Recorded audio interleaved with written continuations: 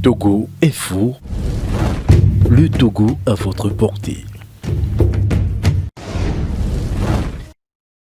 Encore une fois, vraiment dire merci aux journalistes que vous êtes. Merci au travail que vous avez, parce que sans votre travail d'information, je pense qu'il y a beaucoup de choses que nous aurions à subir impunément dans ce pays. Je réponds peut-être à quelques interrogations. Qu'est-ce que le comité a fait ou a apporté? Quelle a été sa contribution dans la libération des deux personnalités, etc., etc. Je voudrais dire que, et là c'est l'acteur de la société civile qui s'exprime, c'est le citoyen aussi qui s'exprime. Je pense que dans notre pays, nous sommes tous conscients du fait que la justice est une justice à deux vitesses.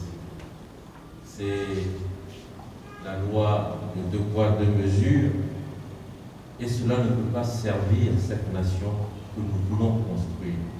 L'ambition d'une nation où tous les citoyens, quelle que soit leur origine ethnique, quelle que soit leur appartenance idéologique, quelle que soit la couche sociale à laquelle ils appartiennent, tous les citoyens seront égaux devant la loi.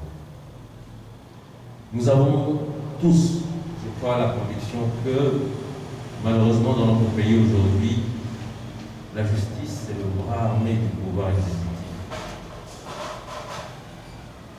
La justice, elle se met en branle, nous avons parlé de zèle dans la déclaration, elle se met en branle automatiquement lorsqu'il s'agit d'aller prendre quelqu'un qui constitue une voix dissidente par rapport à ce qui se fait dans le pays, quelqu'un qui œuvre pour qu'il y ait un système de contre-pouvoir. Je pense qu'il est important dans toute nation, lorsqu'il y a le pouvoir, qu'il y ait également un système de contre-pouvoir qui s'organise. Je remercie d'avoir fait le lien avec l'affaire Mohamed, où effectivement, en tant qu'organisation de la société civile, nous avions lancé une action. D'abord, en tant que citoyen de Debout. Et le 15 juillet, vous avez bien fait de le rappeler, il y a eu d'autres organisations de la société civile, Amnesty International Togo, Nouvation Internationale, etc. On s'est retrouvés pour dire, en dehors de toute question politique, en dehors de toute question idéologique, est-ce qu'il est normal que dans notre pays, la justice se comporte ainsi? Il y ait une impunité quasi totale pour les gens qui sont d'un bord politique. Et c'est ainsi que nous avons lancé l'action Solidarité citoyenne, n'oublions pas les victimes. Et de mon point de vue, justement, ce que nous faisons aujourd'hui n'est pas une rupture avec cet appel lancé par les organisations de la société civile. Pour moi, nous sommes en train de faire un lien avec ce que nous avions fait en conférence de presse le 15 juillet. Et nous l'avions dit le 15 juillet, que notre ambition n'est pas de mettre fin à l'impunité par une simple action. Notre ambition, c'est que le débat soit sur la table publique, la table au sein de l'opinion publique, que le débat soit là. En tant que journaliste, en tant qu'avocat, vous avez évoqué les intellectuels, je suis d'accord avec vous. Qu'est-ce que les avocats disent de cette situation? C'est eux qui tous les jours sont au palais de justice. Qu'est-ce qu'ils pensent de cette situation? Vous qui êtes journaliste, quand vous vous retrouvez dans des débats politiques, est-ce qu'on parle suffisamment de cette question d'impunité? Est-ce qu'on parle suffisamment de cette question de justice instrumentalisée? C'était ça notre objectif. Faire que les débats soient au sein de la nation. Mais vous avez raison. Un seul comité ne peut pas faire un débat. Il faut que les débats soient au niveau de l'opinion. Le débat n'a pas évolué au sein de l'opinion, c'est une réalité. Nous avons rencontré, avant de parler de ça, je vais peut-être revenir au cas que vous avez cité, le cas Mohamed. Ça a suscité l'émoi au sein de l'opinion publique. Ça a duré combien de jours? Et aujourd'hui, beaucoup de gens ne savent pas que les enfants de Mohamed sont des enfants en perdition, puisque la maman seule ne peut pas subvenir aux besoins des enfants et a dû envoyer la petite qui a 6 ans chez ses grands-parents. Elle a gardé le petit avec elle. Elle ne sait pas comment faire pour faire vivre ses enfants. Est-ce que les gens savent que le petit Mouftou qui a été assassiné à Toclé est toujours à la mort depuis 2 ans? Son corps est à la mort. Ce sont des musulmans. Et vous savez comment ça se passe dans la communauté musulmane.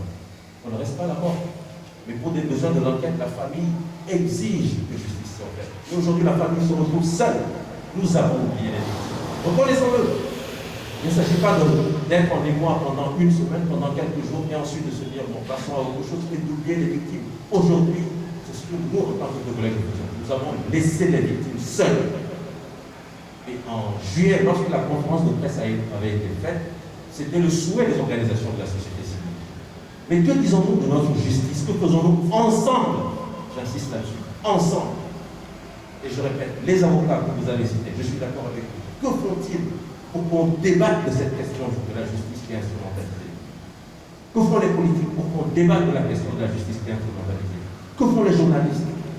Que faisons-nous, organisations de la société civile? Et ensemble, est-ce que nous acceptons cette situation? Ça n'a pas prospéré et ça n'a pas manqué. Nous nous retrouvons encore aujourd'hui devant 2 personnes arrêtées, je dis bien pour des raisons fallacieuses, je pèse mes mots, puisque nous avons rencontré des personnalités qui nous ont dit, nous leur avons posé la question, et ils n'ont présenté aucune preuve. Et pour nous, c'est grave. Si le Togo aujourd'hui peut arrêter comme ça 2 personnalités, sans preuve, les garder pendant plusieurs jours, c'est grave pour notre pays. Et je vous remercie encore d'avoir fait le lien. Il faut que nous sachions ce que nous voulons.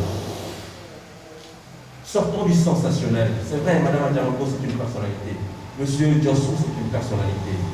On les a arrêtés, nous avons tous crié, on les a libérés, on va passer à autre chose.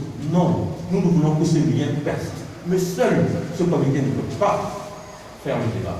Le débat doit être au cœur de la nation. C'est notre appel. Parce qu'à 5 ou 6, nous ne mettrons pas fin à l'immunité. Si vous attendez qu'à 5 ou à 6, comme nous l'avions annoncé, nous puissions faire des manifestations, ça ne suffira pas. Il faut que le débat soit pesé. Mettons ce débat au cœur des préoccupations de la nation. Pour que demain, avant qu'un seul procureur n'aille me prendre moi, ou vous prendre vous, sans raison, de façon impunie, ils réfléchissent à 2 fois en se disant, ah, aujourd'hui, les Togolais ont ouvert les yeux. Les Togolais ne veulent plus accepter un certain nombre. Et ce que je dis, ça n'a rien de politique, ça n'a rien d'idéologie. Lorsqu'on vit dans une nation et qu'on ne se sent pas protégé par la justice, on a le droit de s'inquiéter. Et moi, je m'inquiète de ma nation parce que ma nation est en péril. Pour le moment,